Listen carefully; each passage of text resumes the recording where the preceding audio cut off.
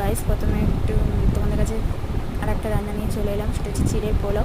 প্রথমে একটু ফ্রাই প্যানে তেল দিয়ে তাতে পেঁয়াজ কুচি, আলু কুচি আর কাঁচা লঙ্কা দিয়ে ভালো করে একটু সামান্য হলুদ দিয়ে ভালো করে নাড়িয়ে চাড়িয়ে নিয়ে কিছুক্ষণ লাল লাল হয়ে গেলে এবার তার মধ্যে আগে থেকে ভেজে রাখা কাজু, কিশমিশ, কাঁচা বাদাম দিয়ে ভালো করে একটু হলুদ দিয়ে একটু সামান্য পরিমাণ জল দিয়ে সেদ্ধ হতে দেবো। আর আলুগুলো সেদ্ধ হয়ে গেলে তাতে আগে থেকে ধুয়ে রাখা চিড়ে দিয়ে ভালো করে নাড়িয়ে সামান্য মতন পরিমাণ মতন মিষ্টি অনুযায়ী মিষ্টি দিয়ে, তোমাদের পরিমাণ মতো মিষ্টি দিতে পারো। আমার পরিমাণ মতন আমি মিষ্টি দিয়েছি, তোমরা বেশি খেলে বেশি দিতে পারো। তবে আমি ঝাল আর মিষ্টি দুটোই সমান রেখেছি, যাতে একটু ঝাল আর মিষ্টির পরিমাণ একটু সমান সমান রাখতে, দেখবে কি জিনিসটা খেতেও ভালো লাগে। আর ভিডিওটা কেমন হয়েছে তোমরা অতি অবশ্যই জানিও, আর আমার চ্যানেলটিকে সাবস্ক্রাইব করে দিও, আর প্রচুর প্রচুর লাইক আর কমেন্টস করে দিও।